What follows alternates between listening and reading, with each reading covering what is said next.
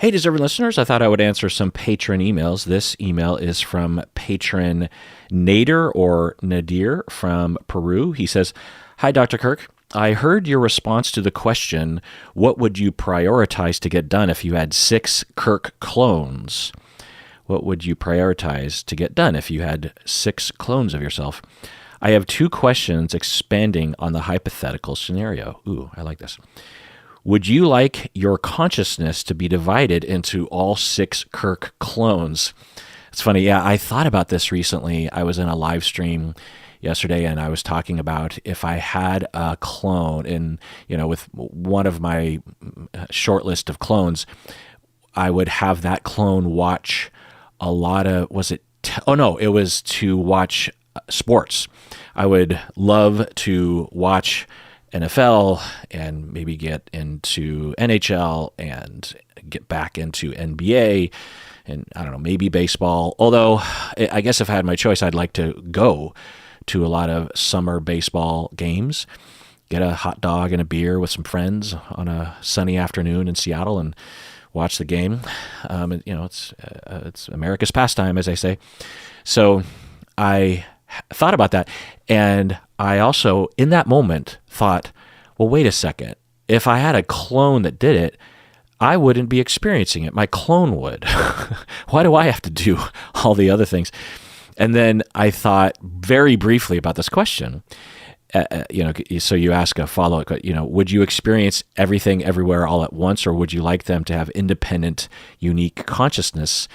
And I guess the answer would be a collective awareness that all of us would be us and we would all experience the things, and I would experience all that my clones get to experience, because a lot of the things that I want my clones to do have to do with fun things, So yeah, I don't know how that'd work. It wouldn't work in the moment, right? Maybe like every day, maybe a more concise way of putting it is I wish that I had a time machine or some genetic problem in which every 24 hours I rewound back 24 hours and only did that 10 times, so that I essentially had 10 different lives, or I could have 10 different, or it could be, I don't know, I guess 10 different, I would have 10 times the amount of time to do stuff before I'm dead. I guess another way to put it is I wish I lived 10 times as long, right? Or 6 times as long, because then I could just take turns with each of these. Anyway, and then you ask a question. Imagine if it were possible, and it might be now, to teach an AI to respond to patron emails on the podcast with your voice as you would answer the emails. Would you do it? End of email. Yeah, I've talked about this before, but briefly.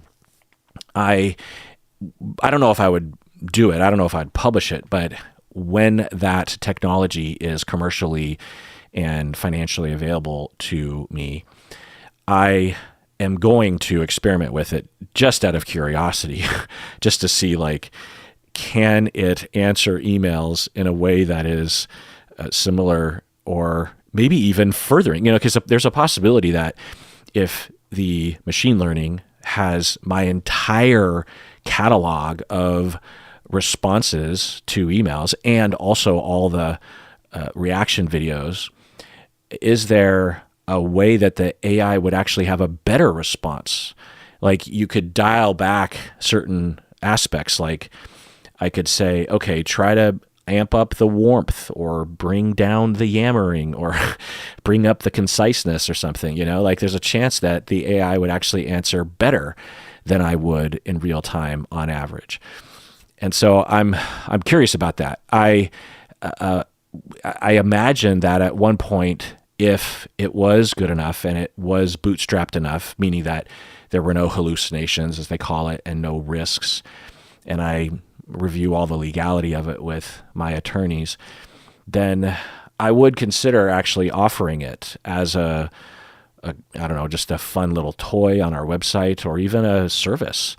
I imagine that it could be interesting. There's a chance that in the future, even after I'm dead, that might be interesting for some people. It might be worth it. There would be all these massive disclaimers that, the response has not been vetted. It's a machine. It doesn't know what it's saying. It doesn't have consciousness. In fact, a lot of people that I respect say it's not artificial intelligence. It's actually false to call it AI in terms of the hard definition of AI, because it's not intelligent.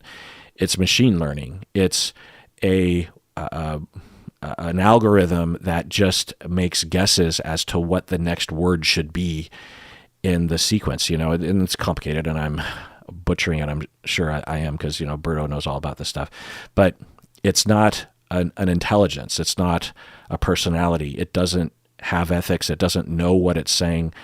It can't interpret you. It can't interpret itself. It's just taking guesses, So it is, it would need to, in terms of the current large language model, machine learning products that are out there that are very useful for a lot of things. If I were to publish something like that and put it out there, it would have to be heavily caveated. And also, like I said, bootstrapped in terms of putting guardrails on it so that it doesn't harm people, right? That there's some kind of checks and balances. Like maybe there are certain topics that it just won't even go into, right? And it wouldn't ever offer direct advice, or there would always be disclaimers that would be sprinkled in. And you'll see that with AI, like with ChatGPT. If you ask a sensitive question or a possibly harmful question, meaning that the answer might be used by the individual, like if you're asking for medical advice or something, then ChatGPT will say, by the way, don't take my word for it, or don't take this as medical advice, get the help you need, but here's my response to that. So yeah, but I think we're a ways off from that, and there's a chance that I will find that in my lifetime that the AI will never be sufficiently safe or good, or I won't have any need for it, or the audience won't want it because it's machine. It seems absurd to think that AI won't get better over time to the point where it would be flawless or close to flawless. But there are theorists out there that are saying that we might actually already be experiencing a plateau in its capabilities because, like I said, it's not a real intelligence. It has its problems. It's sort of like with self-driving cars, with the developments in AI as it was being developed, it was accelerating in terms of its capacity and its ability. And it just seemed like it was just a matter of time before you would have cars that would be flawless, better, perfect drivers, right? Well, that hasn't happened, according to experts that I follow. We're getting better and better all the time, but they're not flawless. And there's a limit, an upper limit. It's sort of like it took, say, 10 years to get 95% of the way there, and then it might take another 50 years to iron out that final 5%. And it might be true also with large language models. Who knows? But let's go on to another email here. This is from good old Jocelyn G, annual middle tier patron Jocelyn G. She says, "Hi, Kirk. How are some people able to repeat themselves so many times without getting annoyed? What makes some people cranky when they have to repeat themselves, while others seem more patient when they have to repeat themselves? For example, in my line of work, I repeat myself many times. It doesn't tire me, as I have several templates that reduce the mental load, and I understand they may be hearing it for the first time, etc. A colleague of mine gets really annoyed, though, repeating themselves." End of email. Good old Jocelyn G says. So, yeah, it is an interesting question. I don't know. I don't have a snappy, at the ready answer to that. Maybe the AI would. But, that's the other thing that the AI could do, is that you could actually incorporate other knowledge that I actually don't have. Or at the very least, I think I might have talked about this before, but when I'm asked a question now, in terms of what's available to me memory-wise, is limited. Whereas if you go off of, because when I do a deep dive, I know that topic forwards, backwards, east, west, north, south, up, down. I understand that topic so well because I have been researching it and going over my notes and thinking about it and making an outline and prepping to talk for months. And so I know that topic really well. After I do the deep dive, if I don't revisit those notes or those topics, a few years later, I might barely remember anything about it. Or I remember just the tagline, Like sometimes I listen back to the deep dives and am reacquainted with my own knowledge. But it's not mine anymore because it goes away. There's only so many bits that can fit into your head. So what AI could do, though, is capitalize on all of my knowledge when it was at its peak. It could even give greater weight to the deep dives that are more recently researched. So that's another benefit. But anyway, so answering your question, yeah, I think that, and we can all use this for our own lives, when we are getting annoyed, like a common experience is if someone is saying what, right? Like you say something to your partner and they're like, what? Sorry, I didn't hear you. And then you say it again and they say, huh? What are you saying? And then you repeat it again and they're like, I can't hear you. For some reason, that gets annoying to people. And it doesn't make any sense because the recipient of the communication, in all likelihood, is not purposely trying to not hear you, right? They can't do anything. It could be impaired hearing or whatever, but they're trying to hear you and they just can't. Why is it frustrating? It shouldn't be frustrating, but it is. And I think that there are certain heuristics or cognitive biases that we have that lead us to perceive things in a distorted manner. Like with the saying what repeatedly, like I've experienced this myself from both sides, but if I'm hearing something and I'm like, huh, what was that? And someone repeats it and I'm like, and they're still not being clear or they're mumbling or it's quiet or there's, and I've had I always figured that my ears were shot because I'm in a band and my God, when you're standing next to live drums and the cymbals, it is like one of the loudest things on the known universe. I mean, it is so loud. Drums are so loud. If you've never been next to a rock drummer as they play drum, I mean, forget jazz, it's quiet.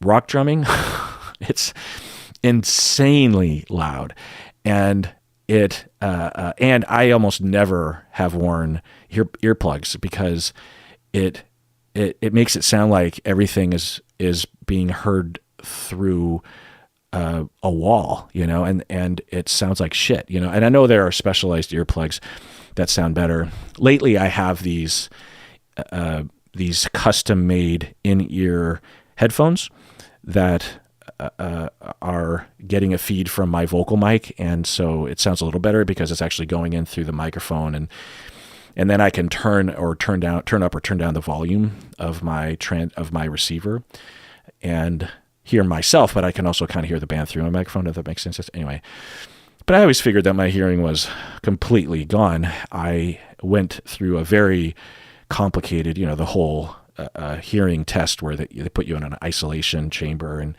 they give you the most faintest of sounds, and you're supposed to identify if you hear them or not. And there's like hundreds. And I actually talked with a tech for a long time, and we talked about like how a lot of people will fake, they will malinger, and they're trying to sue their company or something, and they're falsely claiming that their ears have been damaged when they haven't or something. Anyway, and it turns out that I have good hearing, or I don't know there's only one frequency band in one ear that was slightly at a deficit.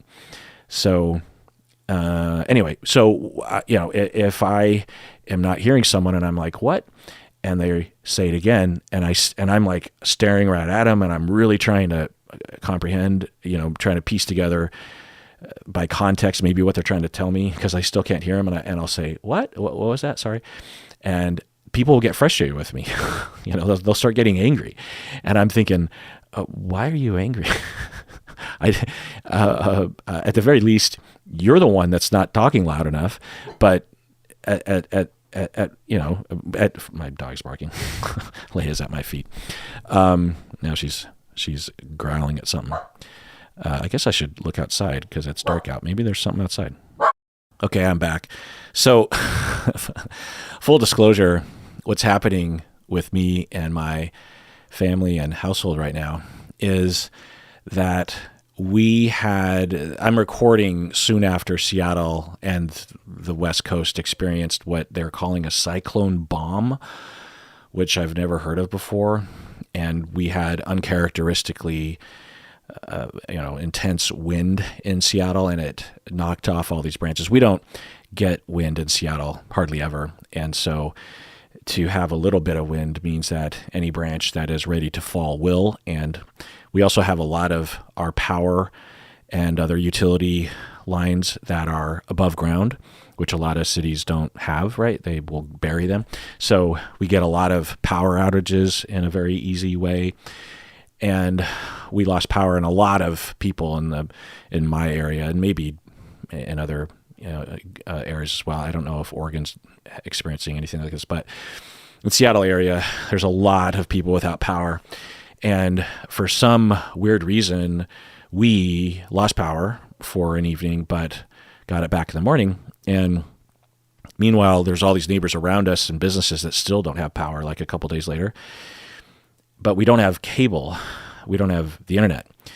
So that's one topic. The other topic is that I won't go into the details, but there have been reasons to believe that it would be wise that I have a fairly robust security system on my house because of the sort of emails and comments and harassment and I don't know, things that I get as a very mild celebrity online.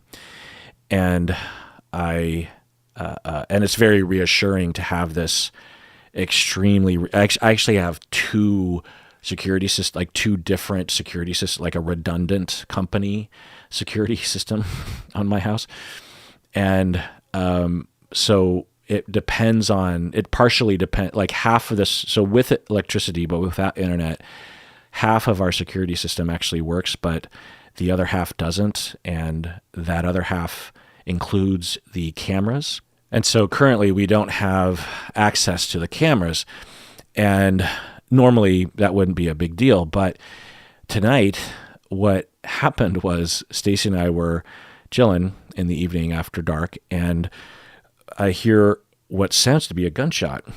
And, I've lived in various neighborhoods around Seattle, and sometimes gunshots were just routine, like every day. I used to live downtown Belltown, and I lived in an alleyway, and I would hear gunshots. There was a shooting like right outside my front door.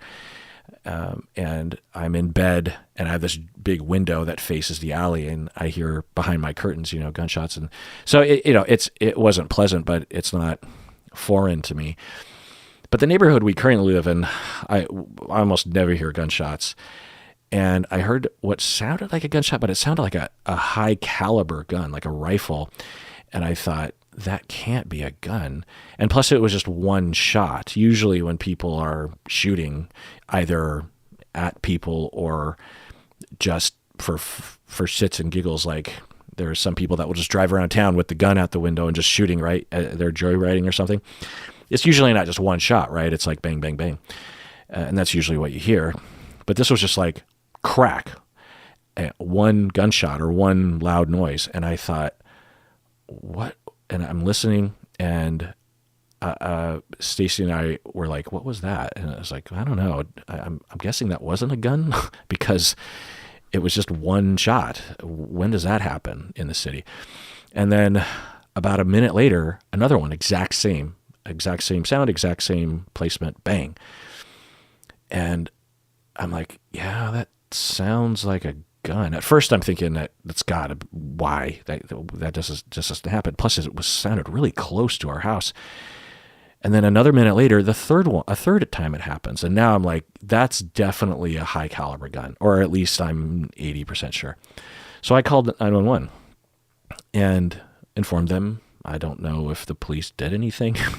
I haven't been informed of anything. I'm going to take a guess and say that they drove through the neighborhood and just looked around and didn't see anything. It's just a guess. I went outside and looked around, but it has spooked us, me and Stacy, and the dogs pick up on that. That's why Leia was at my feet, is because when Leia gets scared, she comes to me. When she wants food, she goes to Stacy, but when she wants to be reassured that she's safe, she comes to me. She'll like want to sleep with me, or she'll just want to be laying on my foot, that kind of thing. Anyway, so, because normally she's not in my office when I'm recording the podcast, or I'll kick her out, but I felt like she needed to be with me, so that's why I was recording with her. Anyway, so then what happens is, as we're like trying to figure out, and I'm like texting my neighbors and emailing, I'm like, what, did anyone hear that? And by the way, everyone's just like, they either didn't hear it or they didn't know what it was or anything.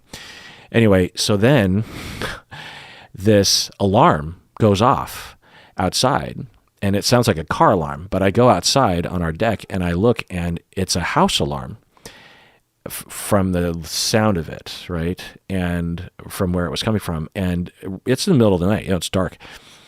And it's loud, and it's, like a street over, and it's going on for several minutes, whew, whew, whew, whew. So we have these 3 gunshots, and then like an hour later-ish, this, what is likely to be a separate incident, this house alarm is just blaring through I'm guessing 50 to 100 houses must have heard this because of the way the house is placed. It kind of broadcasts this.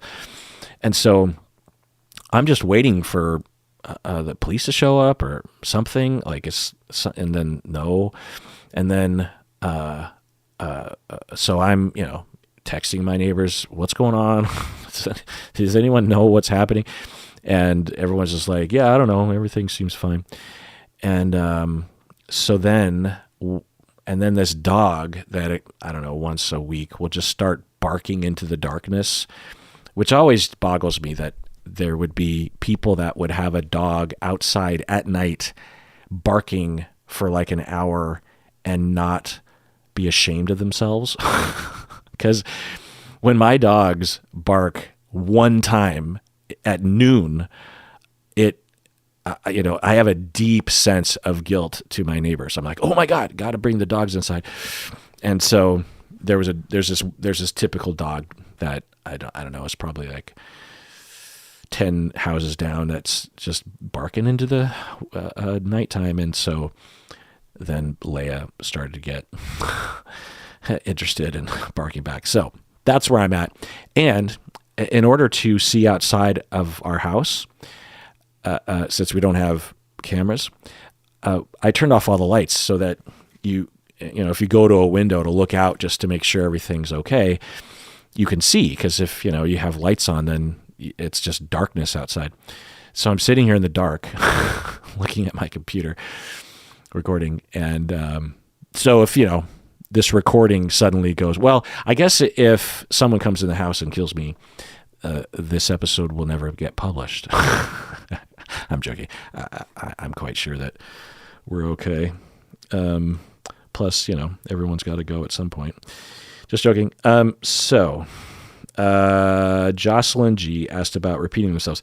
Yeah. So let's hypothesize as to why, and we can all do this for ourselves, not just for this example, but when we have to repeat ourselves, whether it's someone saying what, or it's at work because I think what Jocelyn is referring to is like you're a customer service agent and the customers have very frequently asked questions like, what's the return policy, or what are your hours, or how come the price of the Big Mac is up, or can I park outside, or whatever, can I use the bathroom?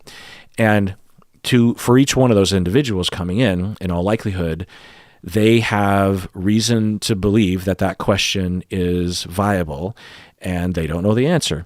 But if you don't have the ability to mentalize, then you will feel like you have one person who is asking the question over and over again. It's sort of like when you study young children and there's a developmental threshold that I'm not remembering the exact, general age range, but before that date, children have a much harder time mentalizing, meaning they have a much harder time understanding theory of mind or understanding that other people have a different perspective and experience of the world. Very young children think that everyone can see what they can see and no one can see what they can't see. This has to do with, to some extent, object permanence and all that kind of stuff. But the classic experiment is you take the young child and you have two adults and let's say two teachers, and teacher number one sits with the kid and teacher number two is there, and teacher number two puts a ball in a bucket and then covers the bucket. And then that teacher number two leaves, and then teacher number one takes the cover off the bucket, takes the ball out, puts the ball in her pocket, and puts the cover back on. And then teacher number two comes back in, and then teacher number one asks the kid, where does teacher number two think the ball is? Well, before a certain age, the child will say, teacher number two will think that the ball is in your pocket because the kid saw the ball get put in the pocket. But past a certain age, for most kids, they will know that teacher number two did not see the ball move. Therefore, teacher number two believes that the ball is still in the bucket, even though the ball is not in the bucket. I know the ball is in the bucket, but she doesn't know that. Well, for some people, due to trauma and cognitive ability, have a harder time, and all of us will have a hard time with this at times, depending on our stress level or concentration. But some people have a particular hard time with this. And so when someone, say you work at a convenience store, and frequently, I imagine this is true, that people come in to ask to use the bathroom, but by policy, you have been told by the manager that no one can use the bathroom under any circumstances. And you are frequently telling people, no, you can't use the bathroom. Sorry. Well, it's reasonable that people would ask the question if they're asking nicely, because a lot of times convenience stores, gas stations allow you to use the bathroom. In fact, one of the things that I forgot about was that a lot of gas stations and convenience stores are totally fine with you using the bathroom as long as you're outside the city. Like in Seattle, no way. You would have a hard time using a bathroom coming in off the street at a restaurant, right? But as soon as you leave Seattle and you go to more rural areas in particular, it's almost like expected, because that gas station might be the only gas station for miles and miles, and people got to go to the bathroom. And plus, that's like an attractive element of the gas station, because they sell gas and other kinds of stuff inside. So they're more than happy for you to use the bathroom. And so if someone comes in and says, "Can I use the bathroom?" That's a reasonable question. But for someone that lacks the ability to mentalize, or at least has a compromised ability, then they are going to believe that the person should know the answer to that question because they themselves, the clerk, has answered it 1,000 different times. They've heard it and they've said it so many times. How can you, this brand new customer off the street, possibly not know the answer to this question? I have said this so many times. Well, if you have the ability to mentalize, you would, one, know that the person was not there for that, and two, the person comes from a different experience. Like if you are in the city and every gas station in your area would never allow randos to use the bathroom, but you also hopefully understand that outside the city that might not necessarily be true, or even just in the city, another part of the city, there might be gas stations around that allow that, even though you personally haven't experienced this. And this has all sorts of applications, whether it's politics or therapy or a romantic relationship.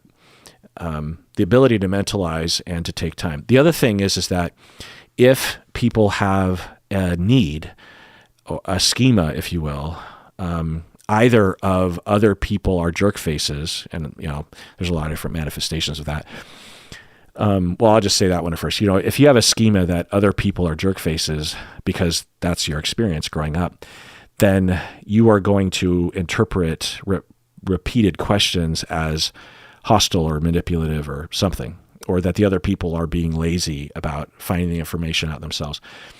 The other possible pathway given schemas is that if you hate yourself and your compensation is to hate others, to distract yourself from how much you hate yourself, then you'll look for any excuse. And this sort of scenario would provide that excuse, right? Because you can fairly easily convince yourself that everyone is an idiot because they keep asking the same questions, even though it's all a bunch of people. But even if it was a stupid question, so to speak, sometimes people just have a hard time figuring stuff out. It's not a big deal, But there are other pathways too, like if someone hates their job, if someone's being underpaid and they're burnt out.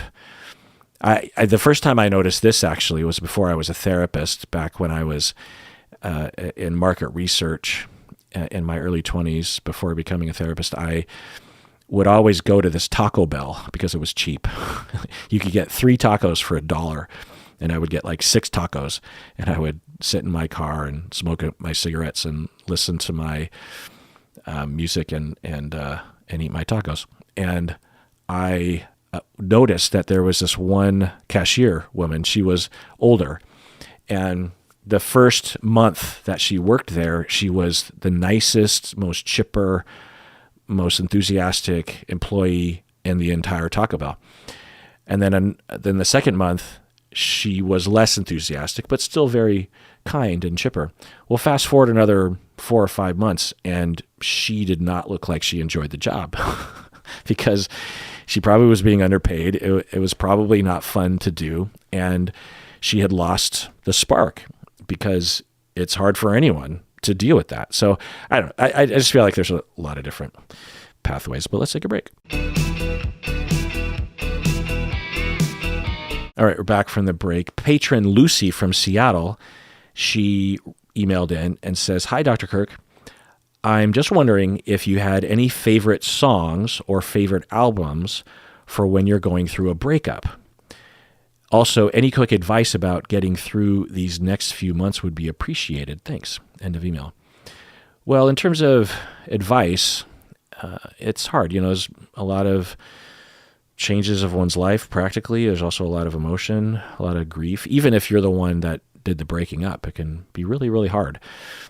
So take it easy on yourself. Generally speaking, the guideline to follow, whether it's you or you're trying to help someone or you're a therapist trying to help someone, I find that it's most helpful to, generally, as a generalized thing that you can apply to all grievers, is that as people go through grief, they naturally will want to do one of two things. They will, and research shows this. It's called the dual process model. I'm going to write about all this in my book that's upcoming, but the theory and the observation goes that people have 2 different modes. In one mode, they want to grieve, which is to cry and think about and reminisce and maybe feel demoralized, be depressed maybe, not want to move on, that kind of stuff, hold on to things, feel hopeless maybe. And then the other mode is rebuilding or moving on or trying to distract yourself or laughing, hanging out with friends, doing something that doesn't involve the grief, the active aspects of grieving. And everyone has a different vacillation between these 2 modes, but the body knows. And left to people's own devices, they will naturally move between each of these modes. Some people will be in the rebuilding phase for 6 months, maybe 12 months before they even start to grieve. They might not cry until a year in, and that would be their natural, process. Other people will vacillate between these two modes every other minute. So it's important that everyone is allowed to listen to their own body and, go into that mode that they feel like in that moment they need to do. The problem is, because of society and because of internalized voices, none of us will do that, because we will shame ourselves. And we'll shame ourselves for crying too much, grieving too much, or we'll shame ourselves for moving on too quickly, or not honoring the dead or the lost relationship or something. And so it's really important that we all try ourselves to listen to our bodies, because it will be a physical feeling, not like a twinge in your elbow or something, but the way things feel, the natural motivation that you have. One of the things that I think about sometimes, I had a friend, if us and our friends were like, hey, what should we have for lunch? Then one of the ways to figure that out, instead of being intellectual about it, is to put your hands in the motion of holding something and you're about to eat it, or you have a bowl of something and you have a make-believe bowl and fork or chopsticks or something, and you just imagine what would be the first food that pops in your head. So do it for yourself right now. If it's a bowl and a fork, or it's like in the shape of a sandwich or a hamburger or an apple, or like you're holding something, just bring your hands to your mouth and then just imagine what's the first thing that pops in your head. Well, that might be an indication of what you want, maybe even nutritionally what you need.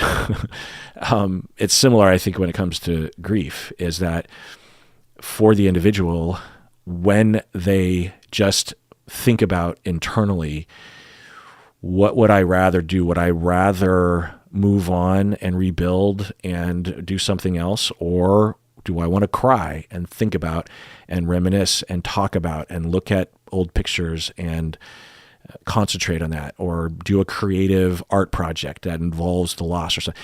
What does the body want to do? So that's the key for you, Lucy, that I would say. Of course, it's complicated, and I would talk with a specialist therapist about this. But then you ask favorite songs or albums, and I love sad, depressing music.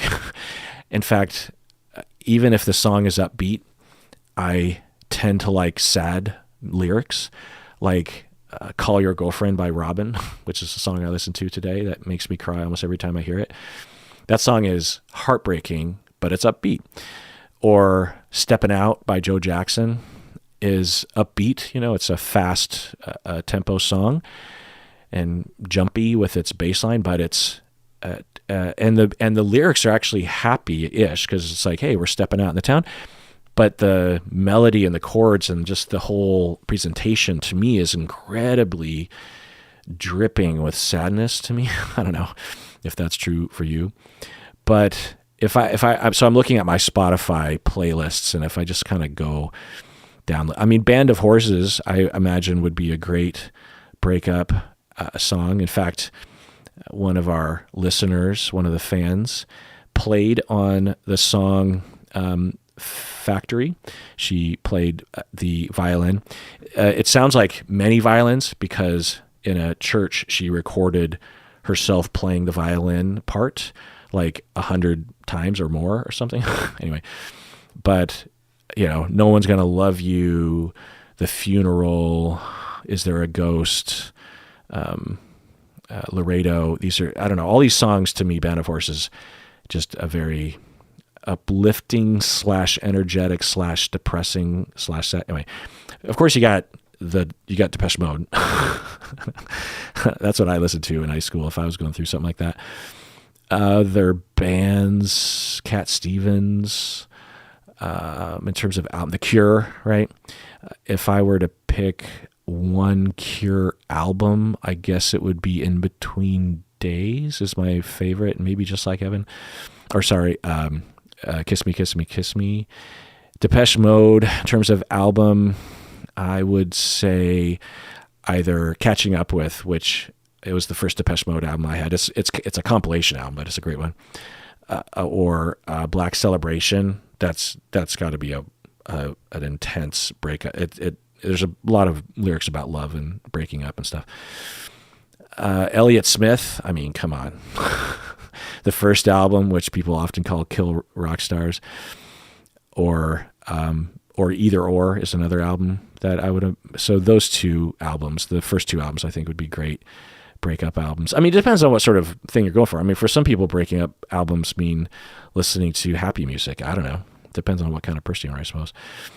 First Aid Kit. Oh my goodness. I guess any First Aid Kit. Emmylou, the song is great. Or Stay Gold by First Aid Kit is one of my favorite songs of all time, actually. Who else? And I'm sure none of you would have these albums on your list because you're different people to me. Interpol, Turn on the Bright Lights, or Antics, those two albums, to me, would be great breakup albums, but for most people, probably not. Nick Drake, the first album, Pink Moon, would be a great breakup album. Oh my God, Once, the soundtrack to Once. Oh my God, that's got to be it. The motion picture soundtrack to the movie Once. Oh my God, especially if you've been cheated on. Holy shit, snacks. I mean, whew, that's one of my favorite albums, hands down. But also, man, especially if you've seen the movie and you read the lyrics of these songs, I mean, it is intense, my friend. I suppose Radiohead would be good as well. I like In Rainbows, but, there's all the other albums. The Bends, OK Computer. The Shins, the first couple albums, Oh Inverted World and Shoots Too Narrow. Simon and Garfunkel. The Smiths, I mean, come on. The Smiths, like Queen is Dead, Louder Than Bombs. Who else would be good? Would Tears for Fears be good? Yeah, Tears for Fears. The Hurting album. Yeah, so that's just me going down my various different playlists. Let's take a break and answer more questions. All right, let's do an OPP. So these people became annual middle tier patrons in the middle-ish of the year 2022. We have Helen from Finland, and all these people are still annual middle tier patrons. Gina from Germany, Mimi from Switzerland, and Duncan from Philly, Sonia from Seattle, Amy from Rockport, Maine, Willow from Papillion, Nebraska, Hannah from Lexington, Kentucky, Miramoni from East Sound, Washington. I've never even heard of that town. East Sound. It's probably on the east part of the Sound. Meme from Raleigh, North Carolina. Rachel from Bethesda, Maryland. Lee from Boulder Creek, California. And also from God knows where, we have Brandon, Ingvild, Emily, and Amy. Thank you so much for becoming an annual middle tier. I mean, it's one thing to become a patron and stay a patron all this time. It's another thing to become an annual patron and stay a patron all this time. It's another thing to become an annual middle tier patron. And by the way, if you become an annual patron, you get a discount. I think it might be 10%. I'm not sure. All right, this next email, patron Louise from Sweden. She says, I have listened to your deep dive on narcissistic personality disorder before, and whilst I had seen certain traits in some people, more recently I came to experience what seemed to be the full-on manifestation of narcissism. This was a guy who I went on a weekend away with.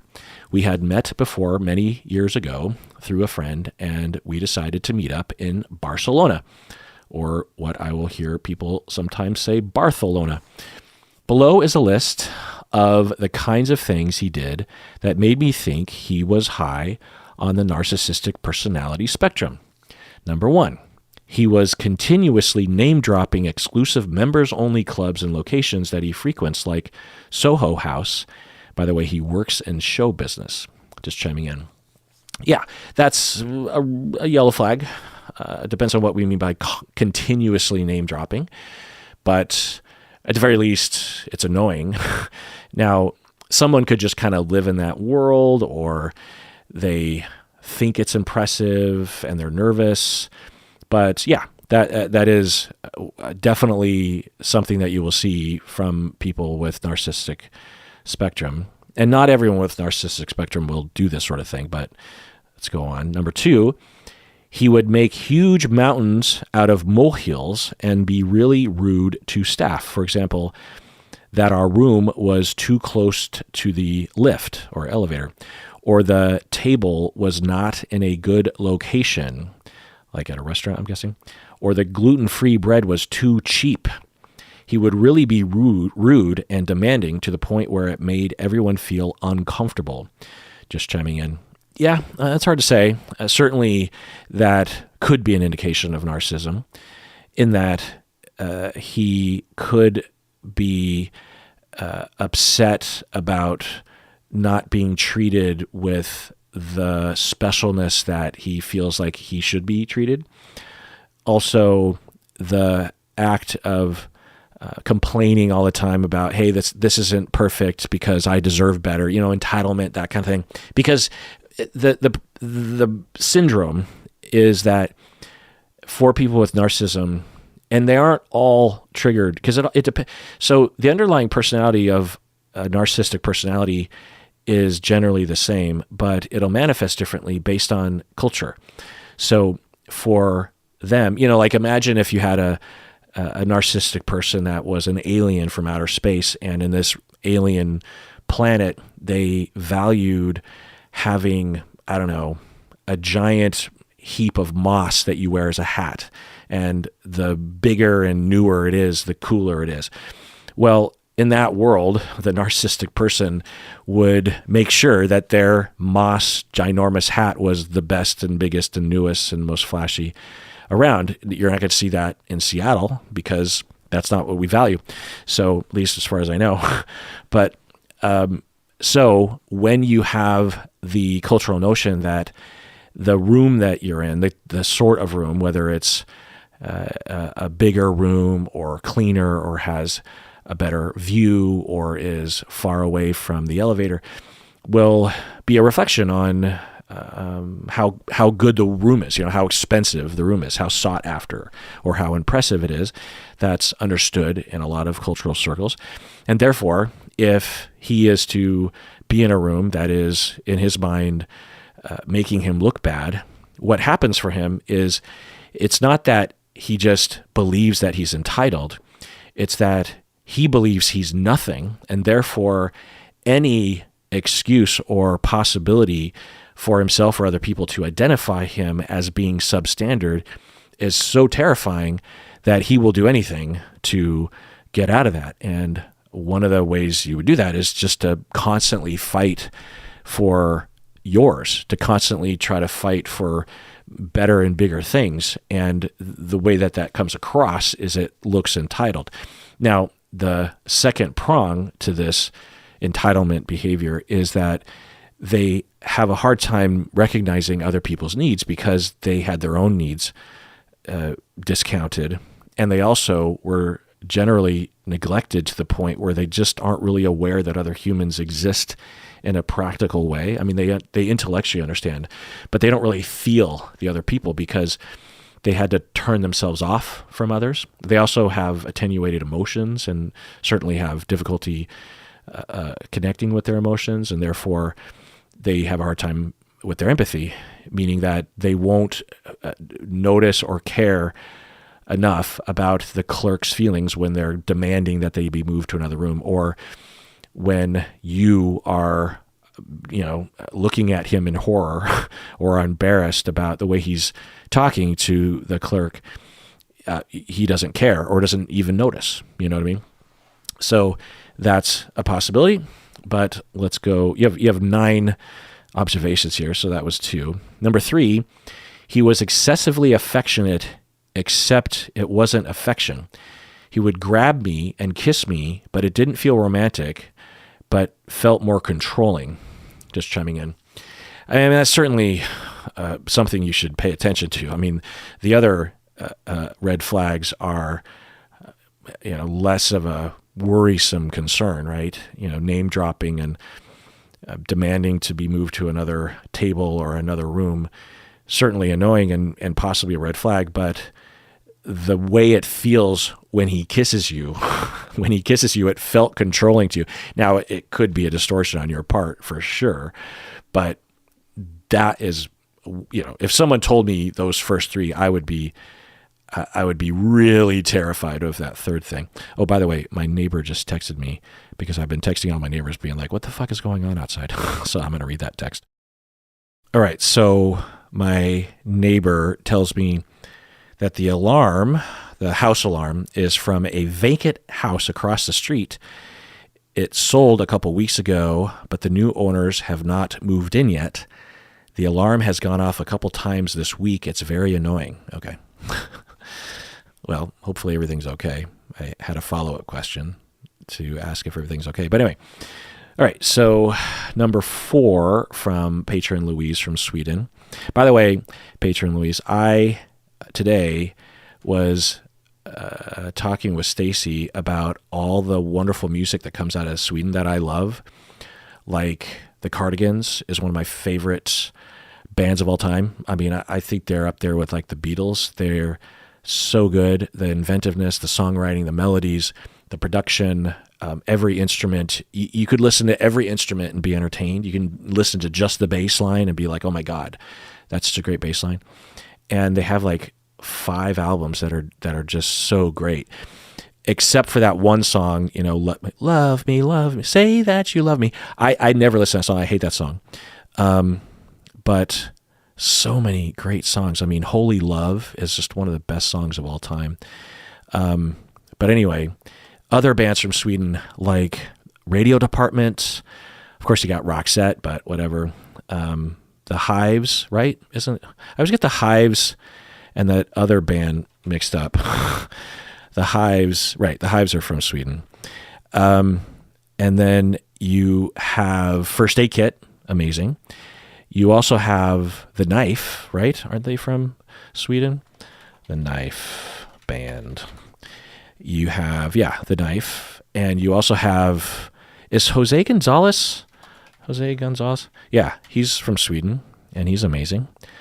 The reason why it came up today is because on my playlist on Spotify, Heartbeats from The Knife, which is just one of the best songs ever recorded. And then in the moment, I was like, I think this song is actually a cover of a Jose Gonzalez song. And then because if you listen to the Knife's version, it's very 80s inspired keyboard and big. It has a very big keyboard sound. I don't know how to describe it, but go and listen to The Knife Heartbeats right now if you have not heard, and watch the video too. It has kind of a funny, interesting video of people on skateboards. But the Jose Gonzalez version of Heartbeats, it's just him and his acoustic guitar, and it's very much like Nick Drake. Actually, I would say Jose Gonzalez is like one of the only musicians. Maybe you could say, I guess, First Aid Kit. Anyway, that's sort of in the Nick Drake situation. But yeah, he wrote Heartbeats. So it's just bizarre. And anyway, other Swedish bands that I love, there are others that I can't remember, but anyway, Robin. All right. So, patron Louise, you come, and I'm Swedish. I'm part Swedish. My Swedish ancestors came over in 1870, moved to Kansas, and became farmers. Going on here. Number 4, he trained to be a professional magician as well as being a successful lawyer. He was continuously performing, singing songs from musicals and performing tricks. It rarely felt like I was talking to a real person at times, and he had so many masks. Yeah, I mean, you're building a picture here for sure, but someone that's a professional magician and a successful lawyer who likes to sing along with music. I mean, it definitely points in the direction of, as someone being on the spectrum, like Berto. So if you put Stacy and Berto and me, oh, I'm getting more texts. Hold on. All right. My neighbor said that the alarm is very sensitive to the slightest amount of movement. So I'm guessing that like the wind made something move on the outside of the house, or it brushed up against the house or a window and it caused I don't know. Hopefully everything is okay.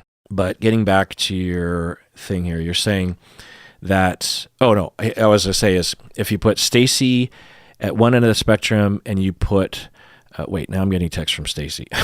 Gosh darn it. All right, I'm back. So I won't bore you with the details, but everything's fine. Okay. So if you put Stacy on one end, you put me in the middle, and you put Berto on the other end, you will find that when a song comes on that, let's say all three of us love the song and know every word of the song, Berto will sing along with the song almost uncontrollably loud.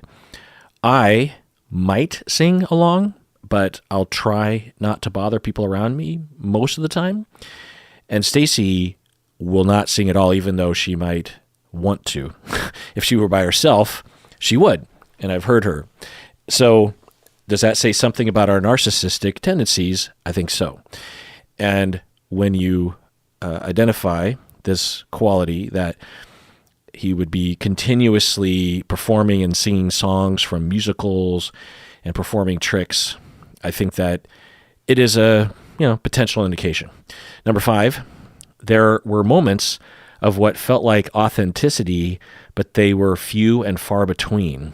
Okay, that's a really hard thing to, we just have to take your word for it. And one of the things that I'm filtering everything that you're saying through, one of the lenses I'm filtering it through, is that you dated him and sounds like in the end you didn't like him.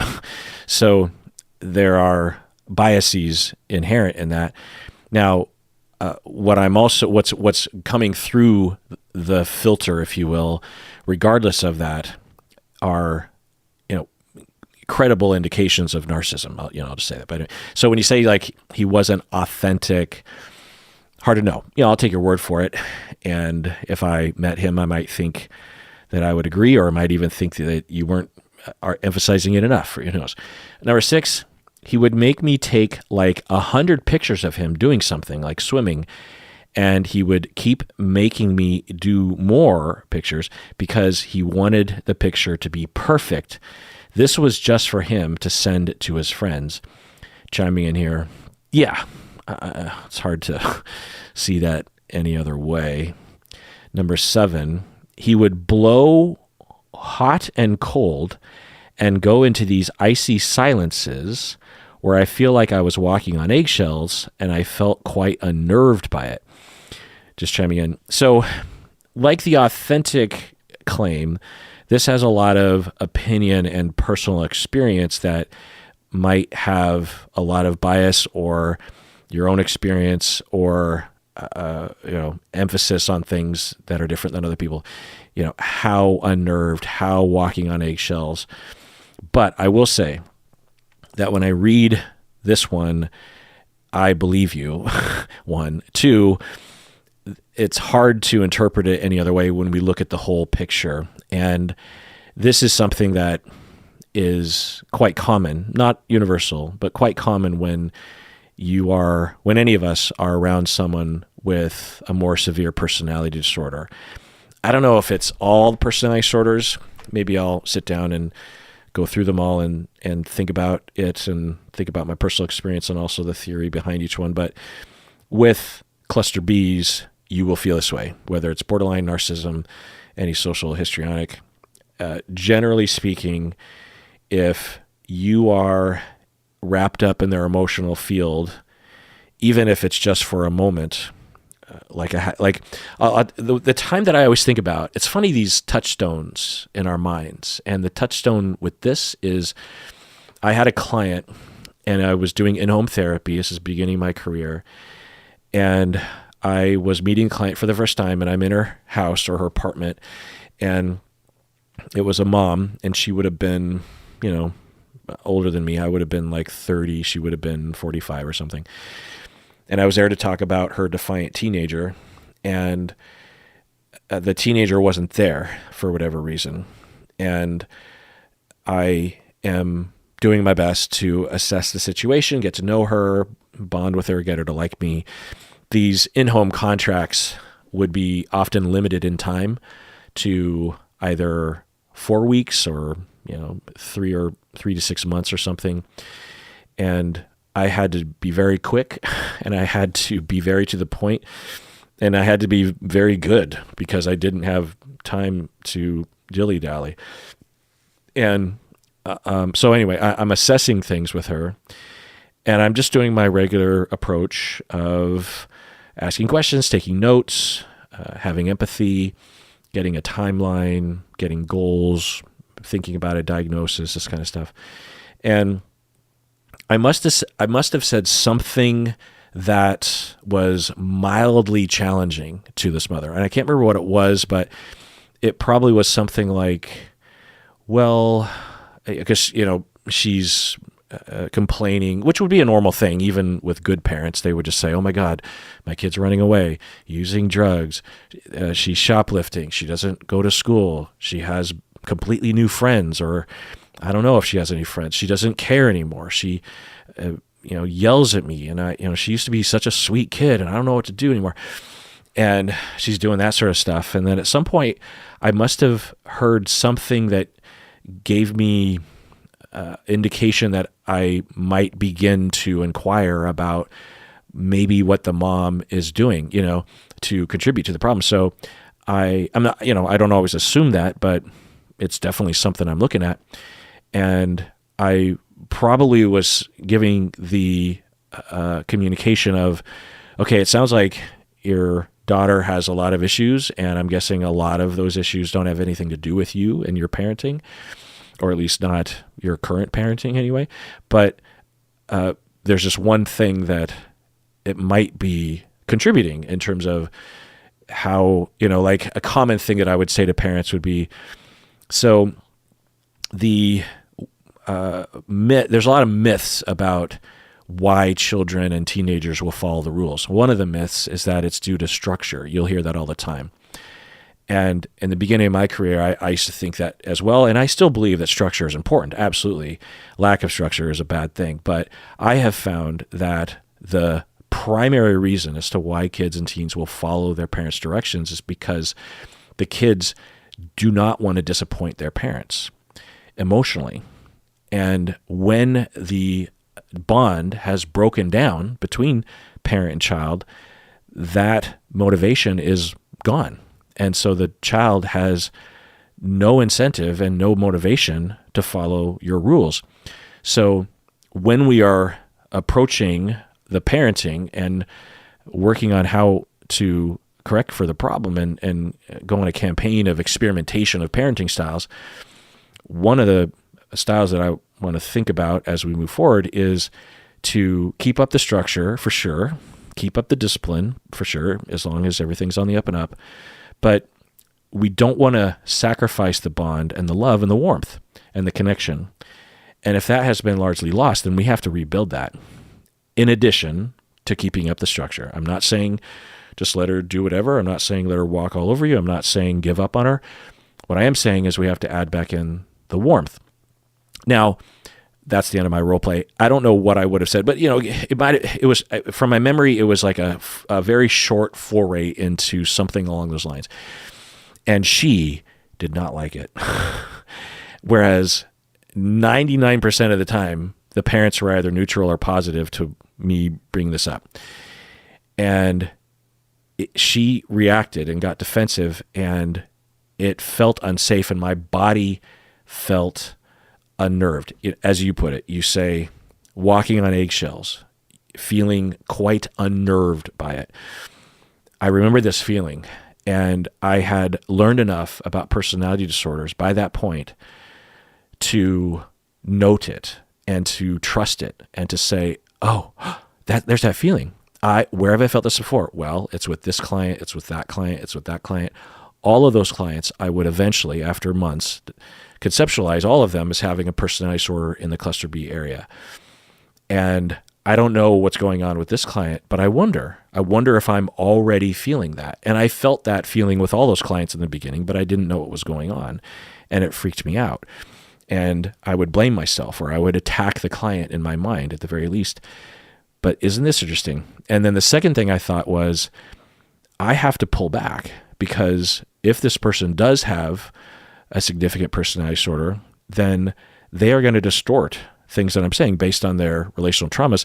So I need to slow down. I can't even suggest at this point that the mother might be responsible, even if it's just 1% responsible, because it's too threatening to her right now. So I can't go any faster than she can handle. And so I have to slow down. And whenever I think about that feeling, and I would, by the way, later on determine that I had an initial hunch that was correct, and it became very obvious later on. And I don't know why that one moment, because it would happen hundreds, if not thousands of times in my professional and personal life. And I don't know why it is that one sticks out. I think it's because it really came into focus in that moment. And I can picture her apartment or condo. I can picture her. I remember where I was sitting. There's just so many details about it. And again, it was like 25 years ago. Anyway, so when you, Louise, say that you felt unnerved by when he would blow hot and cold, I'm wondering if that's a Swedish saying, blowing hot and cold. It says something. And walking on eggshells, it says something. It doesn't necessarily say NPD, but it indicates someone that in all likelihood is distorting things and getting irrationally hostile towards you. If you walk up to someone and say, hey, fuck you, you look like a piece of shit, and then that random person decides to get angry at you and have a bad vibe with you, you would expect it. But for people that have cluster B personality disorders, and maybe all personality disorders, they, particularly people with narcissistic personality, when you're around them, when you're close to them, they are distorting things about themselves and about you and about the world. And they are hurting greatly, and they're terrified greatly, and they will react, sometimes with anger, rage, hostility, sometimes towards you. And you will feel it, but have no idea why it's happening. And it's very unnerving, because you're doing everything right. You're being nice. And that's what can start the abuse cycle, is that you think, oh, I just have to be nicer, or I just have to predict what's going to set them off. You're already starting at a place of, I don't think I did anything wrong, but they're angry at me, so maybe I need to, either way, I love this person or I like this person. I need to account for this. I need to get out ahead of this. But with a sufficiently abusive personality disordered individual, there is no end to that. It's just a never-ending descent into victimhood and lack of agency and control and gaslighting. Anyway, going on. Number 8, the contradiction is that I felt special in his presence. We went to some fancy places, and I was a trophy on his arm. By the way, he is 5'5" and balding, but says he will only date beautiful women. It felt like all these things were there to prop up a grandiose sense of self. Chiming in, yeah, it's not uncommon with narcissistic people to feel very special in their presence, because their light is shining on you, and they have set up a world very intensely and very meticulously and very obsessively that signals that they are special. The narcissistic person is special. They do special things. They know special people. They have special thoughts. And for them to pay attention to you and like you and accept you will make you feel very special. Like, wow, because this narcissistic person, they are very picky. And when they don't like something, they really don't like it. And but when they like something, because that's the other deceptive thing about people with narcissism is that some people with narcissism will actually talk very, very glowingly about other things. But if you notice, they're always talking glowingly about things that are associated with them. It might be their boss. It might be their child. It might be their spouse. It might be their mom or something. Or it might even be little things like the food they ate yesterday. You know, they might say something like, "Oh my God, you would not believe the hamburger that I had." I mean, it could be something as mundane as going to McDonald's. It wouldn't likely be, but it'd be like, "Oh my God, I found the best McDonald's in the entire world. It's across town. I went in, and let me tell you about it."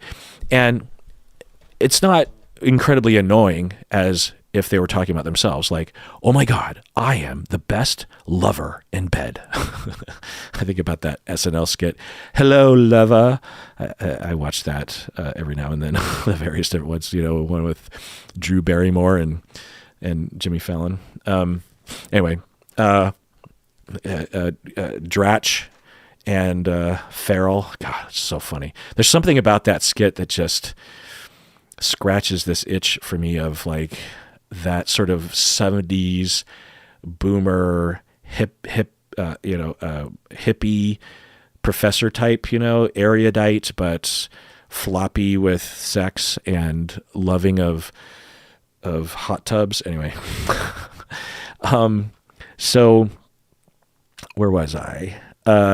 So people with narcissism can talk extremely glowingly about other people, and it can seem like, well, they can't be narcissistic because they're talking about other people or they're talking about other things. But what's also happening is they're the ones that are sharing it with you.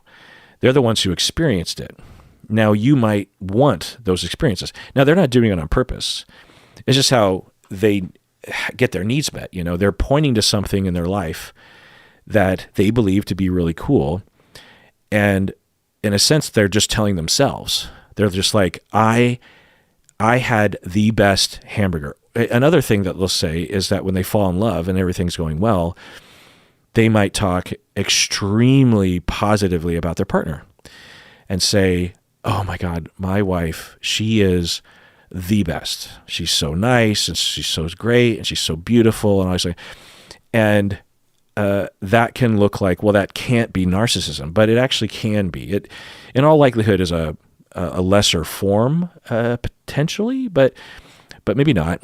So that's one thing. And then you also say that we went to some fancy places and I was a trophy on his arm. And you say, by the way, he's 5'5", and I'm chiming in here. I'm now aware that in Sweden you use the what do you call it? I don't know, the imperial system or something, the inches and feet. I'm gonna just take a guess and say that he's not 5 meters 5 centimeters tall, or 55 centimeters tall. Anyway, he's 5'5" and balding, but he says he will only date beautiful women. Now again, that's not here nor there. I mean, certainly you can have a balding 5'5" dude who just really likes beautiful women and beautiful women like him. But it does say something when you add it to the list, right? And that he would carry you around, not physically, but, because he can't, because he's 5, just joking. But that he would cart you around like a trophy, because that's one of the ways that narcissistic people will actually exhibit their superiority is through their partners, particularly if they're a guy, because they understand, for most of our culture, mainstream American culture, and maybe in Sweden as well, that being good looking and hot as a guy is less flashy than if you have hotness and all the markers of a supermodel as a woman, right? So, the fastest way to cultural superiority is if you are rich and educated and smart and logical and powerful and prestigious and people listen to you and you have influence as a guy, and you have a trophy wife. You have a hot, beautiful, tall, white, blonde, blue-eyed, buxom, but not too buxom, but definitely thin, with a fair amount of product in her hair and maybe the right, surgeries to alter her body, certain ways. And so all those markers, your accent exhibits class, right? The degree that you have, the people you know. So it's a profile, right? I've heard and had clients that were like this, that were very focused on having a relationship with what they thought other people would think would be a hot girl. And if they fell in love with someone that they didn't think, or they were having a connection with someone that they thought would not be impressive to the outside world, they would eventually cut off that relationship, or they would drift away at the expense of their own needs, So going on. Number 9, he was a huge hypochondriac. After swimming, he had a rash on his head. When it was pointed out, he was really concerned and was talking about seeing a specialist. Just chiming in. Yeah, so hard to say. I don't even necessarily hear hypochondriasis there, because it could have been a serious. I mean, if I had a rash, I'd be like, what the hell is happening? I need to have this checked out. But it is, when you add it to the list, a possible indication. People with narcissism have a greater risk of having health anxiety because, at least in my view, they were neglected growing up and left to their own devices. And so they have a lot of anxiety because they were left alone. They were not reassured. They were not told that they were not shown that people were watching over them and making sure that they were safe. And so even though they might have parents and caregivers living with them, they just aren't being paid attention to enough. And so anxiety is more likely to happen from that neglect as an adult, and specifically health anxiety, because just because it's a frequent anxiety. Going on through email. The fact is, I left feeling like I had both a great time doing loads of fun things, but also had a terrifying experience. He was incredibly charismatic, but also made me feel scared. It is funny that the two could exist together, but that's how it was. End of email. Yeah, patron lease. I think at the very least what we could say is that your detailed, credible, believable list has a lot of red flags of narcissism. We don't know if the person suffers from narcissism, but that is a classic presentation, and you had a classic reaction because you, maybe according to him, are a trophy on his arm.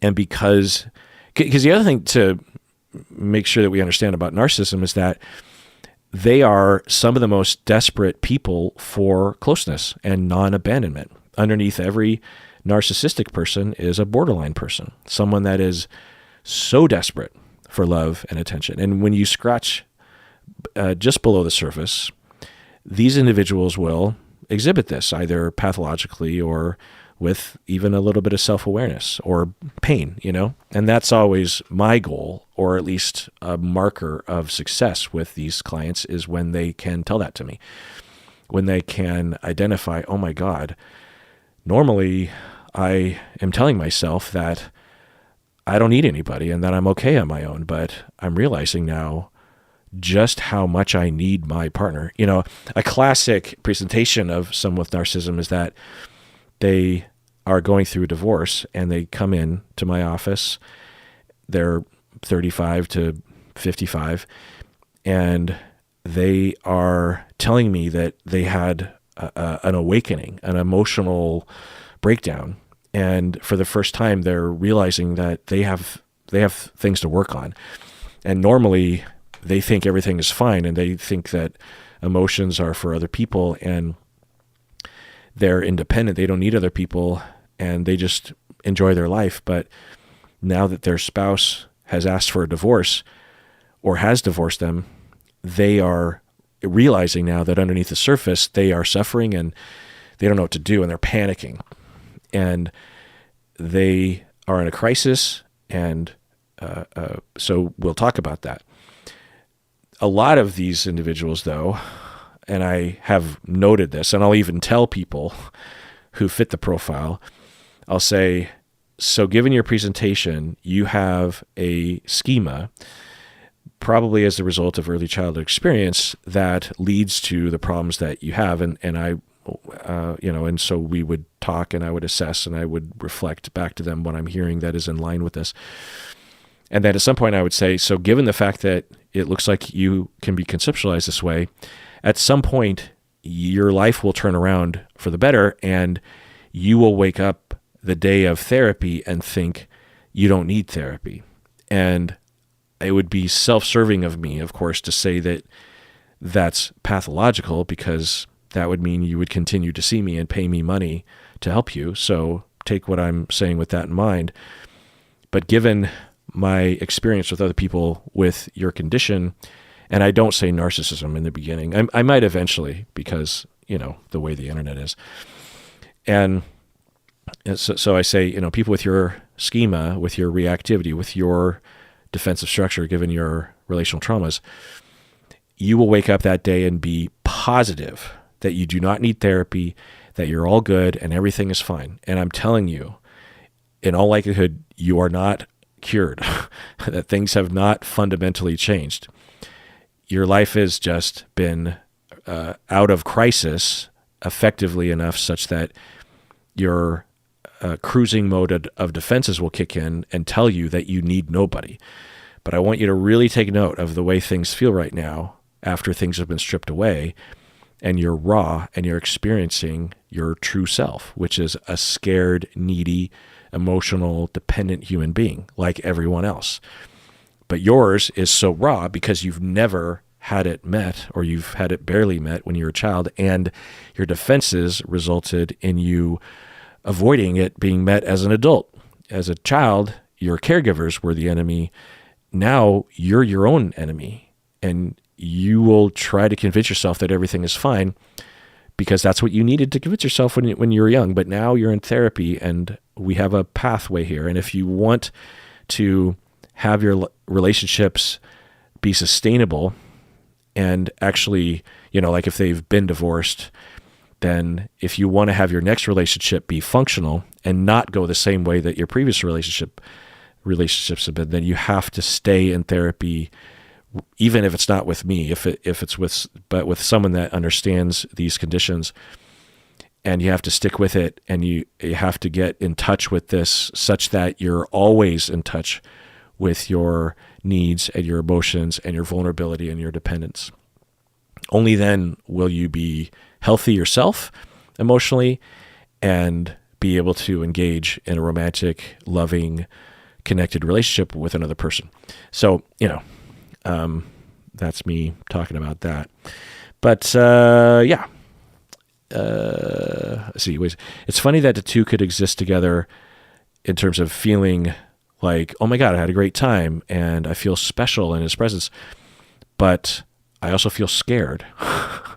Yeah, that's what it's like. When the light shines on you, then that's what it's like. But when it doesn't shine on you, like you say, he would blow hot and cold. I guess in Seattle, we would say running hot and cold.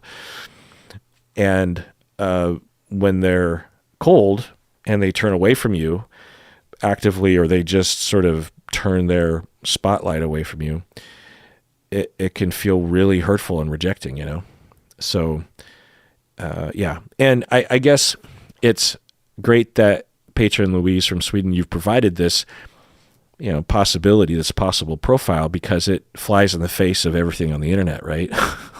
At least most of what's on the internet in terms of what a narcissist is. Like, I'm pretty sure that when people are talking about a narcissist, they're talking about a sadistic psychopath, which is a very rare, but, possible human, they're out there. And specifically men is the thing, as if women aren't sadistic psychopaths, as if women are not narcissistic. You know, that the stereotype of the narcissistic woman is like an influencer, as they will say, you know. Oh my God, you know, she's just taking selfies all the time and she doesn't care, and you know, she just is mooching off a rich guy or what, you know. There's all these profiles. But the way that they talk about a woman like that is a con artist, a psychopath, someone who doesn't have empathy. And, you know, people with narcissistic personality, contrary to what a lot of people think, they do have the capacity for empathy. They just have impaired empathy because of their defenses, their empathy, even when it's not impaired or being interfered with, is fairly rudimentary because they're not well practiced at it. And they actually are cut off from their own emotions. You know, in order to have empathy for other people's emotions, you have to be mature enough to understand your own emotions, right? How could you possibly understand sadness in someone else if you don't even know what it's like to be sad yourself, right? So it's very impaired. And I'll hear even, you know, other professionals, other clinicians on YouTube say that they don't have empathy. In the DSM, if I remember right, it'll say lack of empathy. But we all understand that DSM is written by a set of authors that are trying desperately to summarize something into a very short amount of words. And we also understand that they come from a particular angle. You know, this is the American Psychiatric Association, and it's not even just that. It's, you know, a group of authors that have been commissioned by the American Psychiatric Association to describe each of the disorders in a way that can be justified to insurances and to help research and everything. It's not, even to them, a comprehensive description. Anyway, so that's me yammering about that again. All right, well, let's adjourn there. Everyone, please take care of yourself, even narcissistically, if you want to, because you deserve it. You really, really do.